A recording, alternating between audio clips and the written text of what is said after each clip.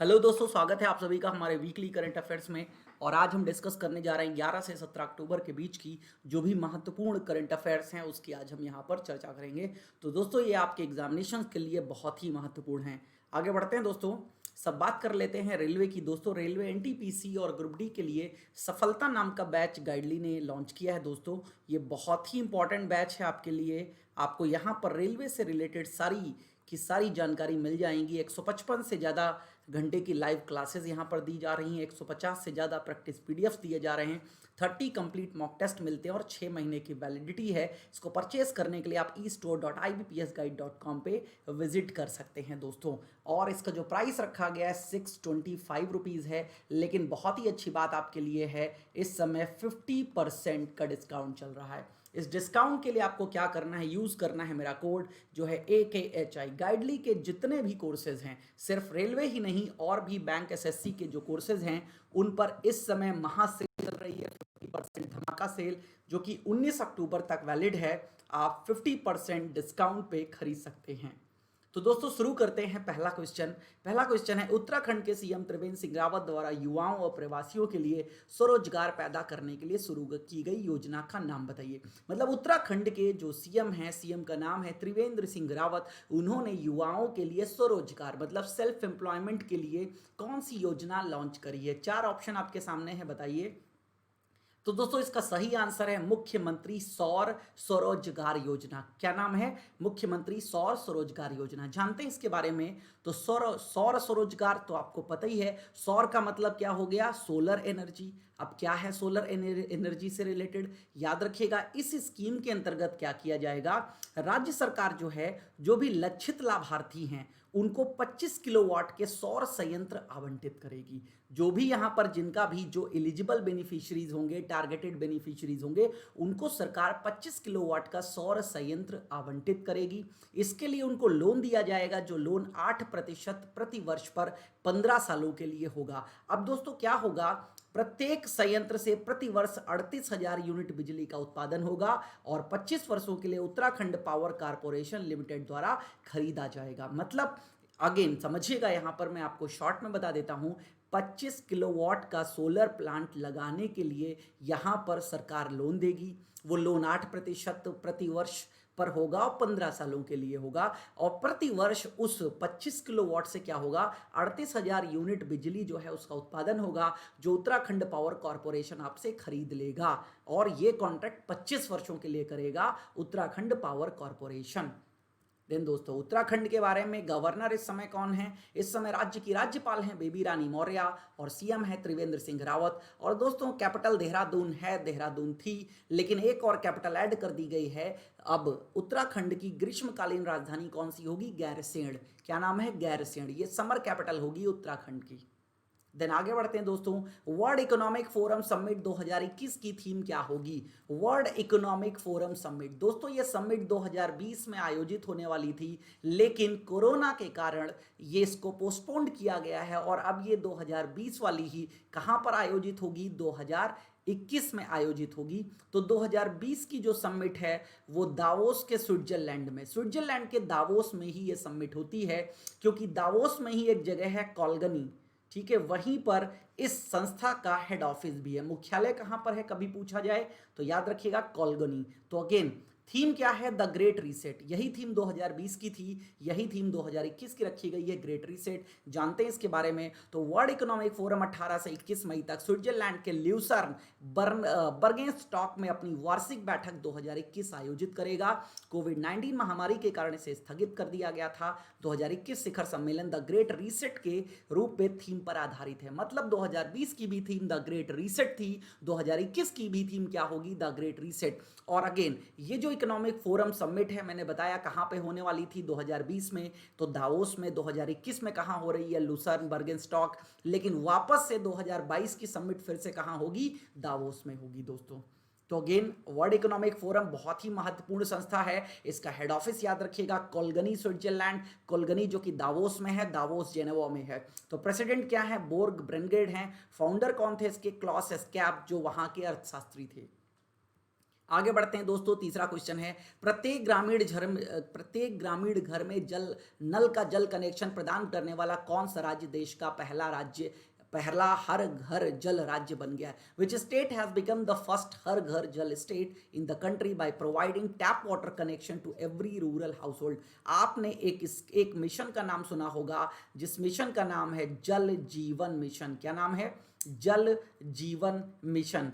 दोस्तों, जल जीवन मिशन के अंतर्गत हमारे देश की जो सरकार है वो रूरल एरियाज में साफ पानी, जिसको इंग्लिश में बोलते हैं पोटेबल ड्रिंकिंग वाटर, और वो भी टैप कनेक्शन मतलब टोटी वाला, वही ऑन करो और पानी जो है आने लग जाए। तो again tap connection water provide करने की योजना को जल जीवन मिशन के अंतर्गत रखा गया था, और इसका मिशन रखा गया है 2024 तक। 2024 तक देश के जितने भी गांव हैं सभी गांवों में वो टैप वाटर कनेक्शन को पहुंचा दिया जाएगा। तो इस तरफ कदम को बढ़ाते हुए ऐसा पहला राज्य कौन सा बन गया जिसने अपने राज्य में ग्रामीण घरों में सब जगह टैप वाटर कनेक्शन मतलब जल का नल कनेक्शन मतलब नल का जल कनेक्शन पहुंचा दिया है? तो दोस्तों कौन सा राज्य है? गोवा वो राज्य है जो बन गया है, याद रखिएगा। तो जल शक्ति मंत्रालय द्वारा उपलब्ध कराए गए आंकड़ों के अनुसार गोवा देश का पहला हर घर जल राज्य बन गया है, जो हर ग्रामीण घर में नल का जल कनेक्शन प्रदान करता है। तो दोस्तों जल जीवन मिशन का आप डेडलाइन जरूर याद रखिएगा, 2024। जल जीवन मिशन के अनुसार 2024 तक देश के सभी गांवों में नल का जल कनेक्शन प्रदान करना है।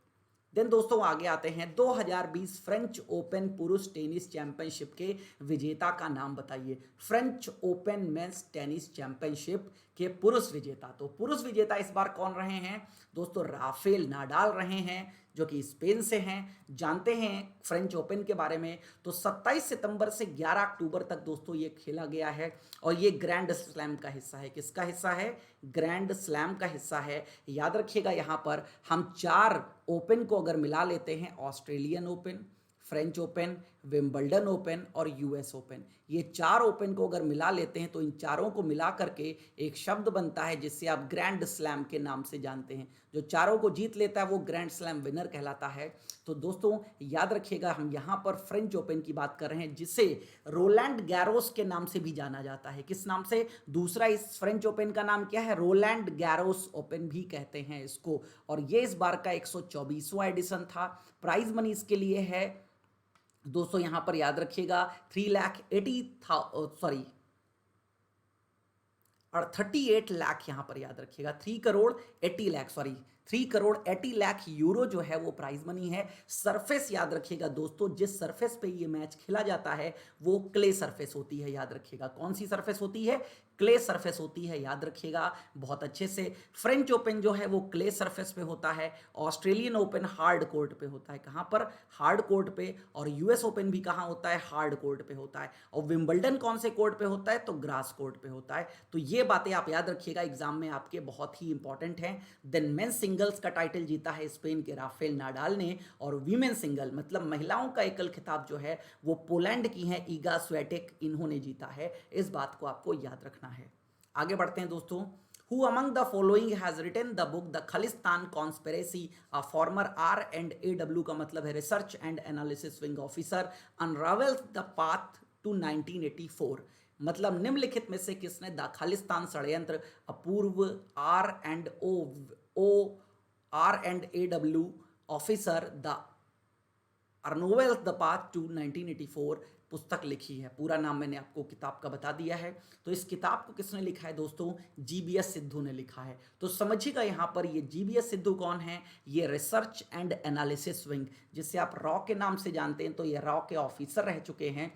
तो इन्होंने ये पूरा का पूरा खालिस्तान मूवमेंट बताया है यहाँ पर, कि किस तरीके से सिख लोग भी एक अलग देश की डिमांड कर रहे हैं जिसको खालिस्तान के नाम से जाना गया। तो खालिस्तान मूवमेंट की बात आई यहाँ पर। और 1984 में याद रखिएगा जो इंदिरा गांधी जी ने ऑपरेशन ब्लू स्टार चलाया था, तो उसके बारे में ये जो किताब है ये बताती है।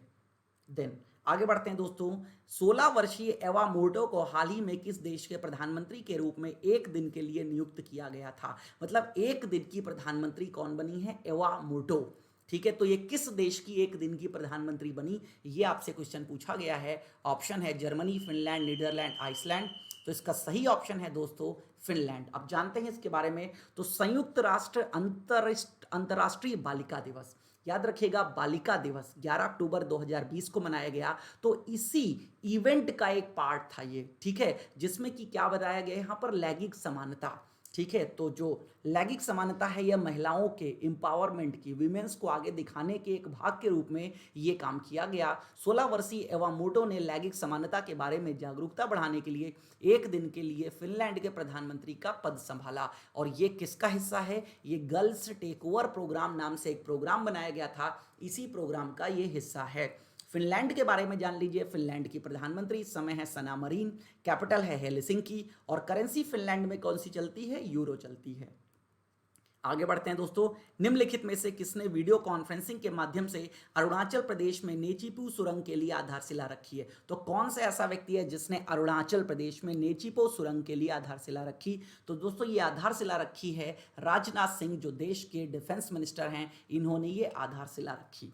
तो जानते हैं यहाँ पर, तो रक्षा मंत्री राजनाथ सिंह ने सीमा सड़क संगठन, याद रखिएगा पहाड़ी क्षेत्रों में जो ये सुरंग या जो सड़कें बनाने का कार्य करती है वो संस्था करती है सीमा सड़क संगठन, जिसे बॉर्डर रोड ऑर्गेनाइजेशन के नाम से जानते हैं, द्वारा निर्मित 44 पुलों का उद्घाटन किया और अरुणाचल प्रदेश में नेचीपू सुरंग का शिलान्यास किया इन्होंने, ठीक है। याद रखिएगा यहाँ पर 7 राज्यों और केंद्र शासित प्रदेशों में स्थित 44 पुल कनेक्टिविटी और विकास के लिए एक नए युग की शुरुआत करेंगे, विशेष रूप से दूर दराज के क्षेत्रों में। कुछ दिन पहले ही आपको पता हो, देश के प्रधानमंत्री ने मनाली को रोहतांग से जोड़ने के लिए एक टनल, जो कि भारत की सबसे लंबी टनल है अटल टनल, इसका भी उद्घाटन किया था। तो ये भी आप लोग याद रखिएगा, अटल टनल जो कि पीर पंजाल श्रेणी है, जो पर्वतीय श्रेणी है, पीर पंजाल रेंज है जो हिमाचल प्रदेश की, उसमें बनाया गया है। अब हर मौसम मनाली से रोहतांग बड़ी आसानी से पहुंचा जा सकेगा। तो अटल टनल भी याद रखिएगा, जिसका पुराना नाम था रोहतांग टनल, बाद में इसको, क्योंकि अटल जी ने इसकी शुरुआत करी थी, तो अटल टनल के नाम पर इसका नाम रख दिया गया था। देन उस 18 वर्षीय भारतीय लड़की का नाम बताइए जो हाल ही में एक दिन के लिए ब्रिटिश उच्चायुक्त बनी। ब्रिटिश उच्चायुक्त बनी है 18 वर्षीय लड़की, उसका क्या नाम है दोस्तों? चैतन्य वेंकटेश्वरन। क्या नाम है? चैतन्य वेंकटेश्वरन। जानते हैं इनके बारे में। तो नई दिल्ली की चैतन्य वेंकटेश्वरन के पास दुनिया भर में महिलाओं के सामने आने वाली चुनौतियों को सशक्त बनाने और उन्हें उजागर करने के उद्देश्य मिशन की पहल के तहत भारत में यूके के सबसे वरिष्ठ राजनयिक के रूप में एक दिन बिताने का अनूठा अवसर मिला। मतलब याद रखिएगा, ये जो उच्चायुक्त होता है तो वो जानते हैं सबसे बड़ा वरिष्ठ राजनयिक होता है। तो ब्रिटिश उच्चायोग 2017 से प्रतिवर्ष उच्चायुक्त के लिए एक प्रतियोगिता, high commissioner for a day, मतलब एक दिन के लिए हाई कमिश्नर बनाया जाएगा, ये प्रतियोगिता आयोजित करता है। कब से? 2017 से। और यहाँ वो भारतीय महिलाओं को इन्वाइट करता है जिनकी उम्र 18 से 23 वर्ष तक की होती हैं, याद रखिएगा। तो यहाँ पर इस बार किसने जीता? तो इस बार ये प्रतियोगिता जीती है चैतन्य वेंकटेश्वरन ने। तो इनको एक दिन का उच्चायुक्त बनाया गया। Then the Nobel Peace Prize 2020 has been awarded to which of the following organization for efforts in order to combat hunger। Hunger का मतलब होता है भूख, कॉम्बैट का मतलब है लड़ना। तो भूख से लड़ने के प्रयासों के लिए किस संगठन को नोबेल का शांति पुरस्कार इस बार का दिया गया? बहुत ही इंपॉर्टेंट क्वेश्चन है, एग्जाम में आने की 100% संभावना है। याद रखिएगा, नोबेल से एक ना एक क्वेश्चन हर एग्जाम में पूछा जाता है। तो आपके जो भी आने वाले एग्जाम्स हैं, रेलवे के आने वाले एग्जाम्स हैं, एसएससी के आने वाले एग्जाम्स हैं, उनके लिए बहुत ही महत्वपूर्ण है, याद रखिएगा इस बात को। तो ये किसने जीता है? वर्ल्ड फूड प्रोग्राम ने जीता है। वर्ल्ड फूड प्रोग्राम, जिसका हेडक्वार्टर कहाँ पर है? रोम, इटली में है। और इसको किसने दिया है? तो नॉर्वेजियन नोबेल कमेटी नाम की संस्था है, इसने इस प्राइज को प्रदान किया। याद रखिएगा, नोबेल पीस प्राइज जो है वो ओस्लो में नॉर्वे में दिए जाते हैं, नॉट इन स्टॉकहोम स्वीडन। बस यही एक ऐसा प्राइज है जो ओस्लो नॉर्वे में दिया जाता है, बाकी जितने भी प्राइज हैं वो सब स्टॉकहोम स्वीडन में दिए जाते हैं। तो हंगर मतलब भूख से लड़ने के लिए नाम ही है इसका वर्ल्ड फूड प्रोग्राम, तो इसको इस बार का शांति पुरस्कार दिया गया है। Then Who among the following has won the Nobel Prize in Economics for work on auction theory? Auction theory पर कार्य करने के लिए नोबेल प्राइज इन इकोनॉमिक्स, अर्थशास्त्र में नोबेल पुरस्कार किसने जीता है? जैसे आप जानते हैं पिछले साल भारतीय मूल के जो अभिजीत बनर्जी थे, उन्होंने भी इस पुरस्कार को जीता था। ठीक है, उनके साथ भी और कई लोग थे। तो अभिजीत बनर्जी ने पिछले साल जीता था, लेकिन वो भारतीय मूल के थे, ये भारतीय मूल के भी नहीं हैं। ठीक है, तो इस बार का नोबेल पुरस्कार किसने जीता है दोस्तों? इस बार का नोबेल पुरस्कार जीता है Paul R Milgrom and Robert B Wilson ने। जानते हैं इसके बारे में? तो अवार्ड का नाम क्या है दोस्तों? Nobel prize in economic science 2020 awarded by royal Swedish academy of science in Stockholm. Stockholm कहाँ पर है? स्वीडन में। तो रॉयल स्वीडिश एकेडमी उस पुरस्कार को प्रदान करती है।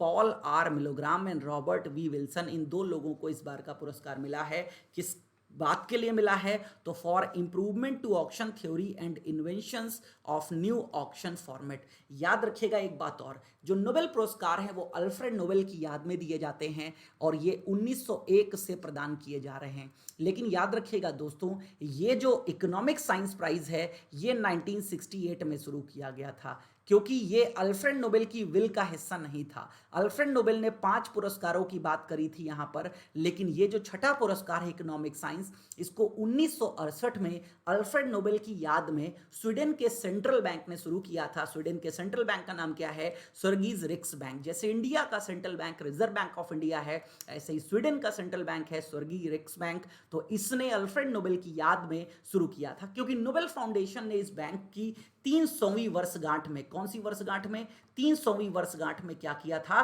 पैसा दिया था डोनेशन के रूप में। तो अल्फ्रेड नोबेल की याद में यह पुरस्कार दिया जाता है। प्रदान रॉयल स्वीडिश एकेडमी करती है, लेकिन रियल में जो ऑफिशियली नोन एज है वो किसके नाम पर है? Sveriges Riksbank prize in economic sciences.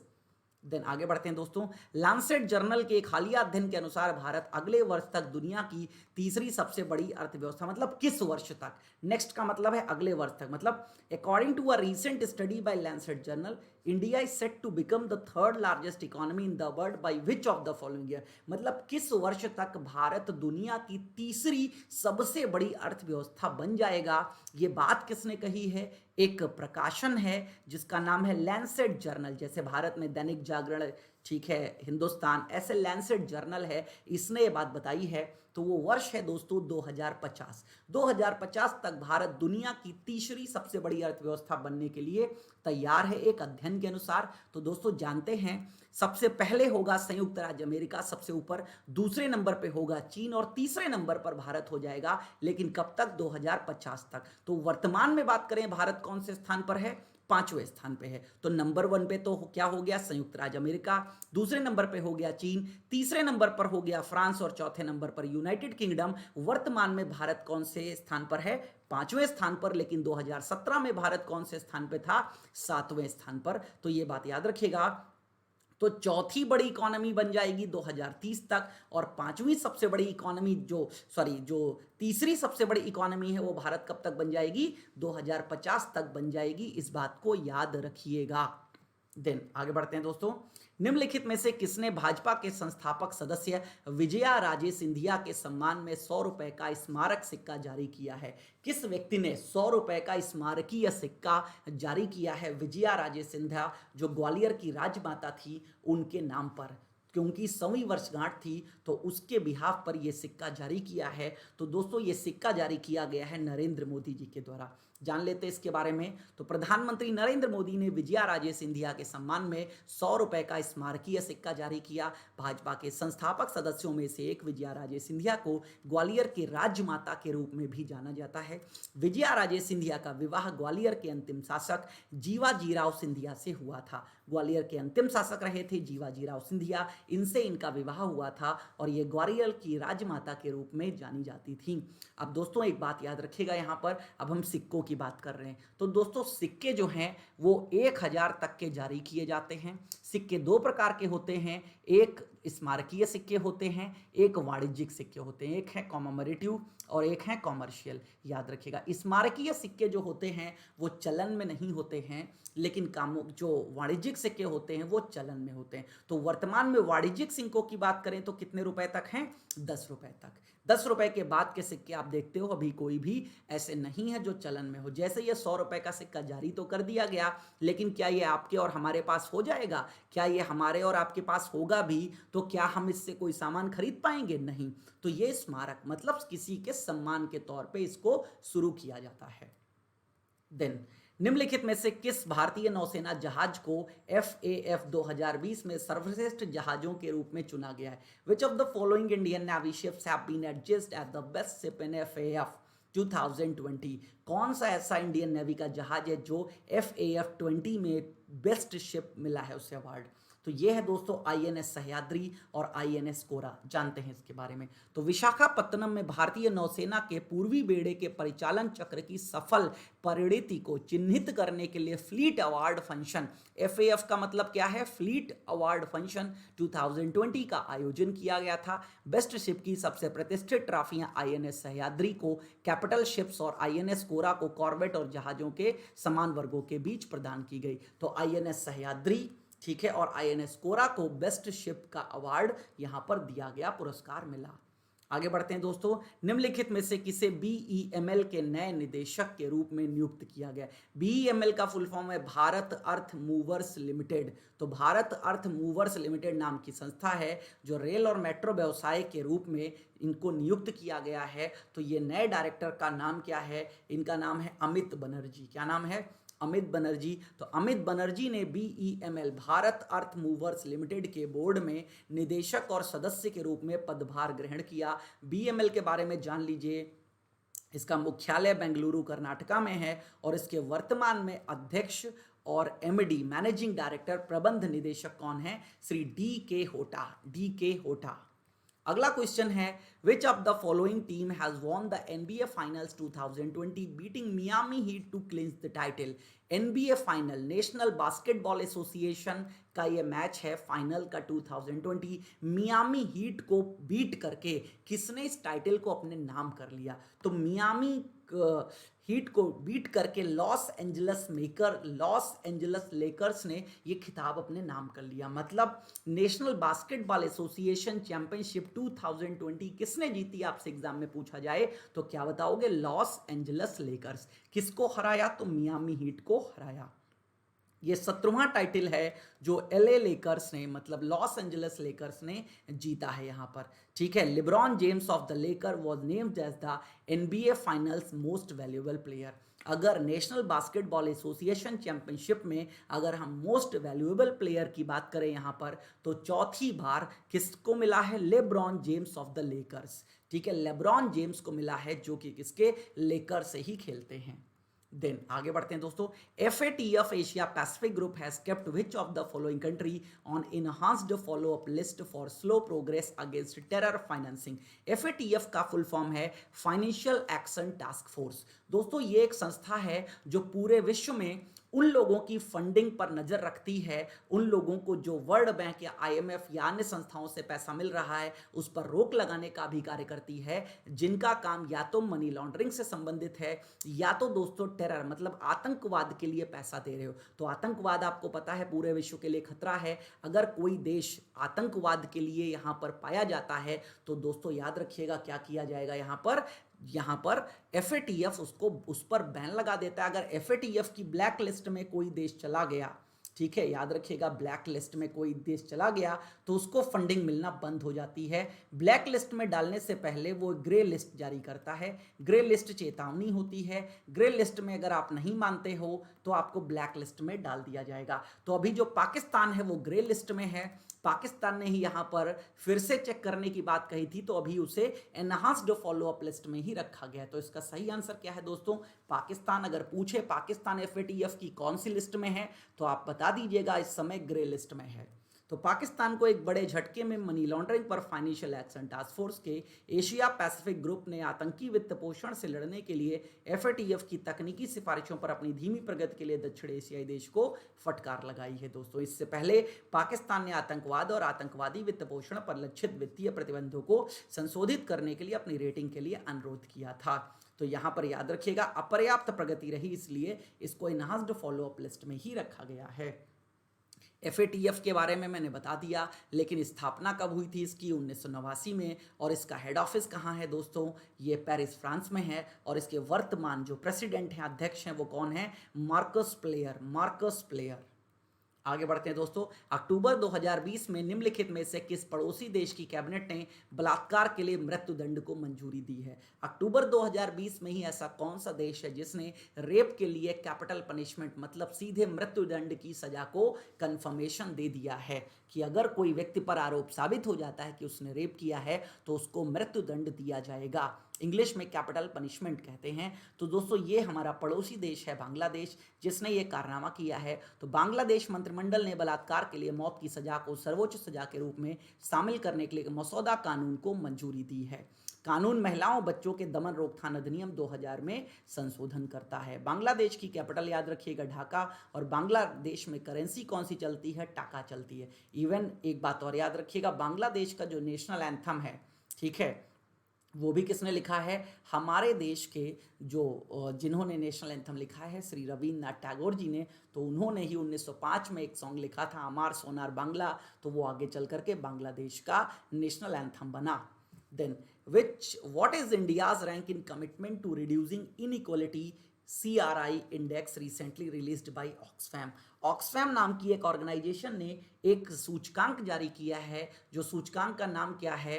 Reducing in commitment to reducing inequality. Inequality का मतलब है असमानता। असमानता मतलब बहुत सारी असमानताएं हो सकती हैं यहाँ पर, जैसे महिला और पुरुषों में असमानता, ठीक है, नौकरी पेशे में असमानता। तो असमानता की ये सूची है, इसमें भारत सबसे पीछे है, जो कितने पर है? 129वें नंबर पर। जानते हैं दोस्तों, ये तीसरा एडिशन है इसका, और इसको रिलीज कौन करता है? इंटरनेशनल चैरिटेबल ऑर्गेनाइजेशन, जिसको ऑक्सफैम इंटरनेशनल के नाम से हम जानते हैं। ये एक इंटरनेशनल चैरिटेबल ऑर्गेनाइजेशन है।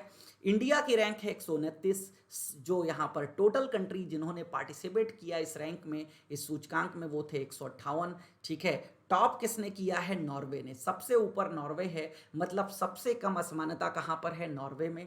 इसमें याद रखिएगा, अगर 1 की तरफ आप बढ़ते हैं तो सबसे कम असमानता है, और अगर 158 की तरफ आप बढ़ते हैं तो याद रखिएगा सबसे ज़्यादा असमानता है उस देश में। तो नॉर्वे नंबर 1 पर है, नंबर 2 पे डेनमार्क, नंबर 3 पे जर्मनी, और सबसे आखिरी में 158वें नंबर पे कौन है? South Sudan. मतलब सबसे ज़्यादा असमानता साउथ सूडान में है, और सबसे कम असमानता नॉर्वे में है।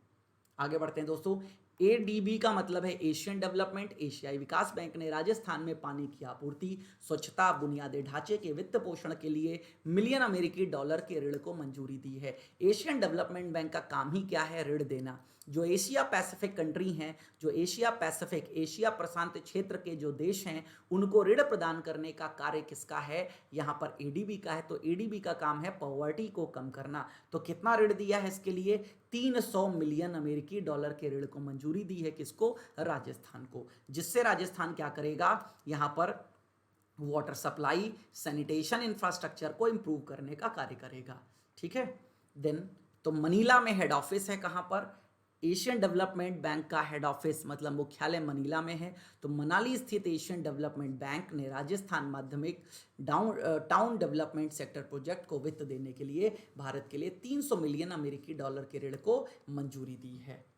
आगे देखिएगा दोस्तों, एक्सिम बैंक ने किस देश की सरकार को 310 मिलियन अमेरिकी डॉलर की एक लाइन ऑफ क्रेडिट की पेशकश की है? एक्सिम बैंक का फुल फॉर्म है export import bank of India. तो लाइन ऑफ क्रेडिट का मतलब ये होता है दोस्तों, जितनी लाइन ऑफ क्रेडिट है उसका मतलब उतना पैसा वो देश ऋण के रूप में हमसे ले सकता है।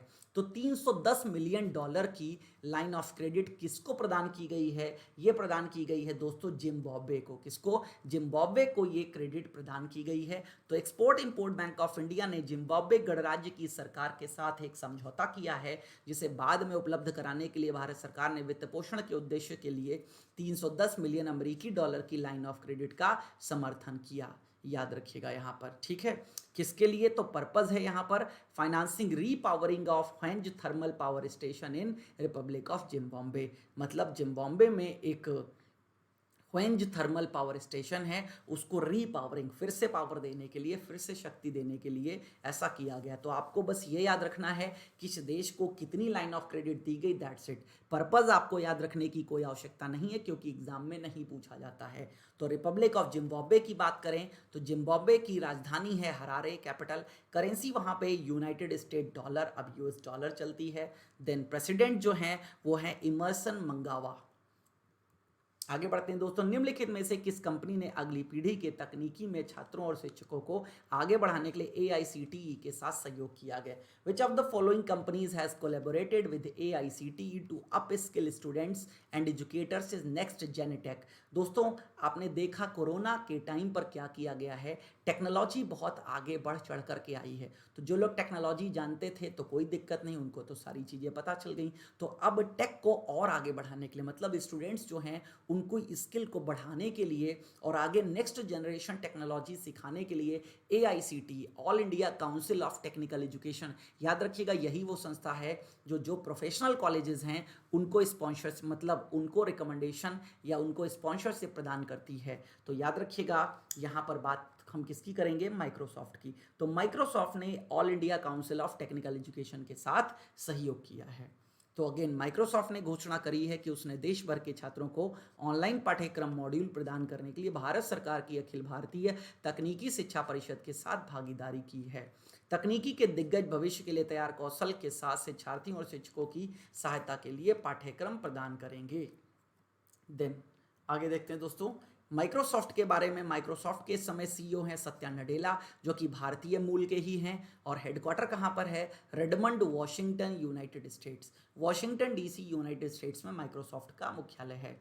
देन निम्नलिखित में से किसे हार्वर्ड बिजनेस स्कूल का डीन नामित किया गया है? तो दोस्तों हार्वर्ड बिजनेस स्कूल का डीन अब जिसके नामित किया गया है वो भारतीय मूल के ही है, इसलिए क्वेश्चन हमारे लिए बहुत इंपॉर्टेंट हो जाता है। हार्वर्ड बिजनेस स्कूल कहाँ है, USA में है। तो USA में मैसाचुसेट्स, बोस्टन के मैसाचुसेट्स में, ठीक है, स्कूल जो है वो स्टैब्लिश है, याद रखिएगा दोस्तों यहाँ पर। तो इस बार कौन नामित किए गए हैं, श्रीकांत दातार, श्रीकांत दातार नाम याद रखिएगा। तो हार्वर्ड बिजनेस स्कूल में बिजनेस एडमिनिस्ट्रेशन के Arthur Lowes Dickinson professor Srikant Datar school के अगले डीन बनेंगे। हार्वर्ड यूनिवर्सिटी के अध्यक्ष लैरी बेको ने घोषणा की है, ये यूनिवर्सिटी के चेयरमैन हैं जिन्होंने ये घोषणा करी है। तो भारत में जन्मे दातार प्रतिष्ठित हार्वर्ड बिजनेस स्कूल के 112 साल के इतिहास में 11वें डीन हैं और 1 जनवरी 2021 को कार्यभार संभालेंगे। और वो किसकी जगह लेंगे, तो नितिन नोहरिया को रिप्लेस करेंगे, इनकी जगह पर वो आएंगे। निम्नलिखित में से कौन 16 अक्टूबर को SCO सदस्य राज्यों की 7वीं न्याय मंत्रियों की बैठक की मेजबानी करेगा? मतलब 16 अक्टूबर को किसने न्याय मंत्री, अब भारत के न्याय मंत्री कौन है, तो रविशंकर प्रसाद हैं यहाँ पर, कानून मंत्री कह लीजिए, न्याय मंत्री कह लीजिए। तो again 7th justice ministers meeting, SCO का फुल फॉर्म है संघाई कोऑपरेशन ऑर्गेनाइजेशन, हिंदी में कहते हैं संघाई सहयोग संगठन, जिसका हेड ऑफिस कहाँ पर है, बीजिंग में, चाइना के बीजिंग में इसका मुख्यालय है। और इस समय इसकी चेयर किसके पास है, रशिया के पास है। ठीक है, मतलब इस समय जो इसका अध्यक्ष है वो कौन है, रशिया। तो दोस्तों रविशंकर प्रसाद जो कि भारत के कानून मंत्री हैं, इन्होंने इस मीटिंग में शामिल हुए हैं, इसकी मेजबानी करी है। तो संघाई सहयोग संगठन के सदस्य राज्यों के न्याय मंत्रियों की 7वीं बैठक की मेजबानी 16 अक्टूबर को केंद्रीय कानून और न्याय मंत्री रविशंकर प्रसाद करेंगे। मतलब अब 16 अक्टूबर निकल चुका है तो ये मीटिंग संपन्न हो चुकी है। इस संबंध में कानूनी मामलों के विभाग के सचिव कानून और न्याय मंत्रालय अनूप कुमार मेहता भी 13 और 14 अक्टूबर को विशेषज्ञों के कार्यकारी समूह की बैठक की मेजबानी करेंगे। आगे बढ़ते हैं दोस्तों संघाई कोऑपरेशन ऑर्गेनाइजेशन के बारे में। 15 जून 2001 को यह संस्था बनी है, इसका मुख्यालय बीजिंग चाइना में है। वर्तमान इसके जो सचिव हैं, सेक्रेटरी जनरल, ठीक है, सचिव हैं, उनका नाम है व्लादिमीर नोरोव। और इसके फाउंडर कौन कौन से देश थे, तो China, Russia, Kazakhstan, Uzbekistan, Kyrgyzstan, Tajikistan. वर्तमान में भारत और पाकिस्तान भी इसका सदस्य है।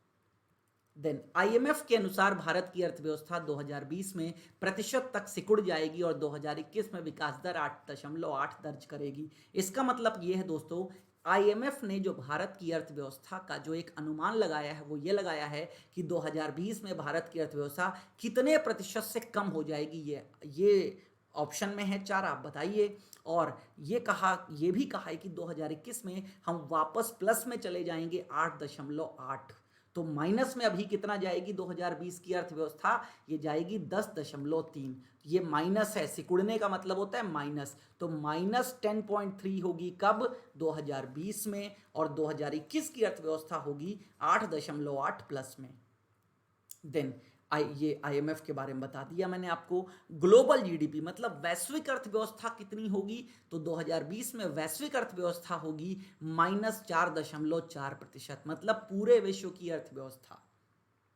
देन निम्नलिखित में से किस कंपनी ने विश्व स्तर पर सबसे मूल्यवान आईटी सेवा फर्म बनने के लिए एसेंचर को पीछे छोड़ दिया है। मतलब पूरे विश्व में सबसे बड़ी वैल्यूएबल आईटी सर्विस कंपनी कौन बन गई, मतलब जिसका नेटवर्थ सबसे ज्यादा पहुंच गई, जिसकी नेटवर्थ का मतलब वो मूल्य है जो उनका शेयर मार्केट के साथ बाजार में लिस्टेड होता है। तो नेटवर्थ का मतलब सबसे मूल्यवान, जिसकी नेटवर्थ सबसे ज़्यादा होती है वो सबसे मूल्यवान मानी जाती है। तो एसेंचर जो कि एक विदेशी संस्था है, आईटी फर्म है, इसको क्रॉस करके कौन सी भारतीय कंपनी नंबर 1 पे आ गई है। अभी तक नंबर 1 पे कौन था, एसेंचर।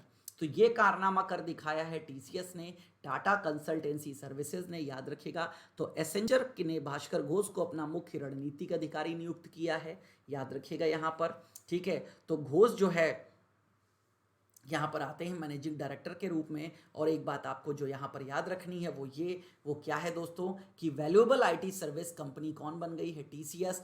तो याद रखिएगा नंबर 1 पे कौन है, टीसीएस, नंबर 2 पे कौन है, एसेंचर, और नंबर 3 पर यहाँ पर कौन सी है, नंबर 3 पर दोस्तों है आईबीएम। तो तीनों ये याद रखिएगा 1, 2 और 3। एसेंचर कंपनी की बात करें तो सीईओ कौन है इसकी, जूली स्वीट। हेड ऑफिस कहाँ पर है इसका, डबलिन आयरलैंड में। फाउंडर इसके कौन थे, क्लारेंस डिलानी। कब बनी है, तो 1989 हैमिल्टन बर्मुडा में ये कंपनी बनी है। देन निम्नलिखित में से कौन सा देश संयुक्त राष्ट्र मानवाधिकार परिषद के सदस्य के रूप में फिर से चुना गया है, संयुक्त राष्ट्र मानवाधिकार परिषद। तो which of the following country has been re elected as a member of UN human rights council, तो ये बना है नेपाल। याद रखिएगा कुछ और देश हैं, चाइना, रशिया, क्यूबा और सऊदी अरबिया, ये चारों चुनाव लड़े थे यहाँ पर सीट के लिए। यूएन की ये जो ऑर्गेनाइजेशन है, ह्यूमन राइट्स बॉडी है, इसके लिए 4 देशों ने चुनाव लड़ा था। तो सऊदी अरब चुनाव हार गया, 3 देश चुनाव जीत गए, चाइना, रूस और क्यूबा। और नेपाल को फिर से चुन लिया गया यहाँ पर। तो नेपाल पहले भी सदस्य था और नेपाल फिर से यहाँ पर सदस्य बन गया। तो अगेन सीट मिल गई नेपाल को। तो याद रखिएगा इन सीक्रेट बैलेट वोटिंग ऑफ 193, तो यूएन में मेंबर कितने हैं, 193, जिसमें यहाँ पर याद रखिएगा जितने भी लोग हैं, जैसे पाकिस्तान 169, उज्बेकिस्तान को 164 वोट मिले, नेपाल को 150, चाइना को 139, सऊदी अरबिया को सबसे कम मिले, तो ये हार गया, बाकी जो है वो सीट जीत गए। Then united nations human rights council, संयुक्त राष्ट्र मानवाधिकार परिषद के बारे में बात कर लीजिए। मुख्यालय है जिनेवा, स्विट्जरलैंड में। कब बनी थी ये संस्था, 2006 में। इसके वर्तमान अध्यक्ष कौन है, एलिजाबेथ टीची फिसल बर्जर। और पेरेंट ऑर्गेनाइजेशन मतलब मुख्य संस्था कौन सी है जिसका ये हिस्सा है, तो मुख्य संस्था है यूनाइटेड नेशंस जनरल असेंबली, संयुक्त राष्ट्र मानवाधिकार सभा। देन किस बैंक ने 2020 central bank of the award जीता है, मतलब central bank of the year award हर साल प्रदान किए जाते हैं। Central bank of the year का मतलब उस देश के सेंट्रल बैंक को अवार्ड दिया जाना। जैसे भारत का सेंट्रल बैंक है आरबीआई, ऐसे हर देश में एक सेंट्रल बैंक होता है। तो पूरे विश्व का ये अवार्ड है central bank of the year award. तो इस बार का ये अवार्ड किसको मिला है, ये घाना के सेंट्रल बैंक को मिला है। घाना याद रखिएगा वेस्टर्न अफ्रीका की कंट्री है, साउथ ऑफ वेस्टर्न अफ्रीका है ना, तो अगेन पश्चिमी अफ्रीका का एक देश है घाना। तो घाना का जो सेंट्रल बैंक है उसका नाम है बैंक ऑफ घाना। जैसे भारत में रिजर्व बैंक ऑफ इंडिया, तो इसको central bank of year award से नवाजा गया है। तो याद रखिएगा। और याद रखिएगा यहाँ पर एक बात, ठीक है, वो क्या है, बैंक ऑफ इंग्लैंड के गवर्नर क्या नाम है, मार्क कार्ने। जैसे भारत के गवर्नर कौन है, शक्तिकांता दास, ऐसे बैंक ऑफ इंग्लैंड के गवर्नर हैं मार्क कार्ने। इनको गवर्नर ऑफ द ईयर का पुरस्कार दिया गया है, मतलब गवर्नर ऑफ द ईयर, ठीक है। देन ये 7वां एडिशन था अवार्ड का, ये बात ध्यान रखिएगा। देन पीएम मोदी ने निम्नलिखित में से किस अंतर्राष्ट्रीय संगठन की 75वीं वर्षगांठ पर एक स्मारक सिक्का जारी किया। देखिए फिर से स्मारक सिक्के की बात आ गई। अभी हमने पढ़ा था 100 रुपए का सिक्का जो विजया राजे सिंधिया जी के नाम पर लॉन्च किया गया। अब बात आई है 75वीं, कौन सी ऐसी संस्था इन चारों में से जिसकी 75वीं वर्षगांठ पर 75 रुपए का एक स्मारकीय सिक्का जारी किया गया? तो दोस्तों ये है food and agriculture organisation, FAO।